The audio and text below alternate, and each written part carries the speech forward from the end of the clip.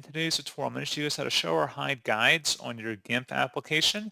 So this should hopefully be a pretty straightforward process, guys. And without further ado, let's go ahead and jump straight into it.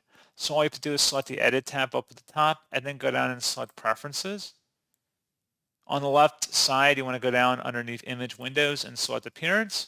And then where it says Show Guides, either check mark or uncheck that depending on your preference. And if you scroll down again, do the same thing for the full screen mode option as well, and then select OK to save it. And that's all you have to do. So pretty straightforward process, guys. And as always, thank you for watching. I do hope that was able to help you out, and I do look forward to catching you all in the next tutorial. Goodbye.